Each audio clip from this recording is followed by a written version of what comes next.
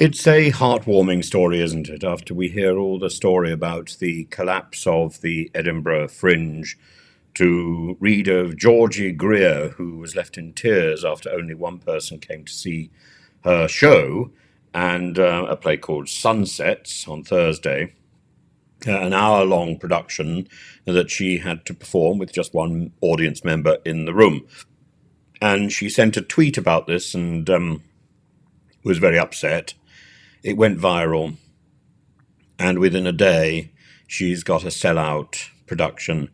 And by Friday afternoon, all but a small handful of the 40 seats in the venue were snapped up for the £11 ticket price. Congratulations!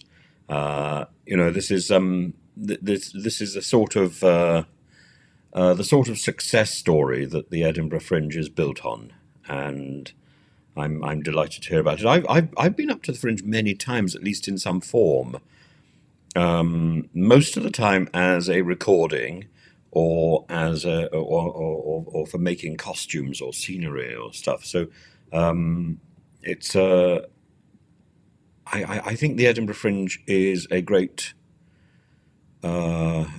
beacon for the arts, and it would be terribly sorry if it stumbled and fell, because it's so important. And so I think almost every year for the past 40 years, I've done something in the Edinburgh Fringe, or I've contributed something, and I would hope to continue to do so.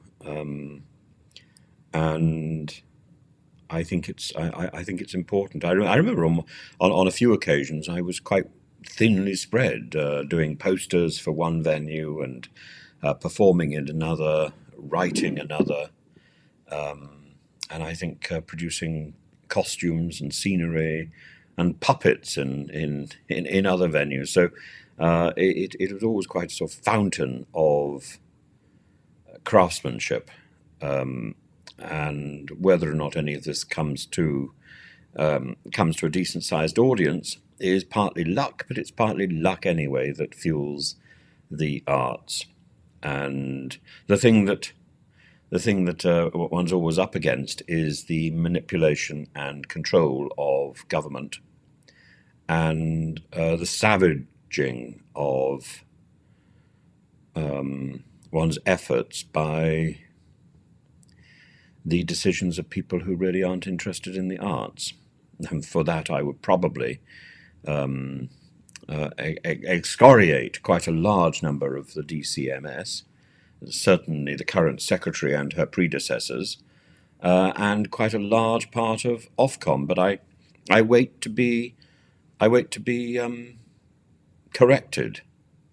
At the moment, I think there really is only one person in the DCMS committee who has a commitment to the arts, and that's John Nicholson. The rest, they see it as a stepping stone to future ministerial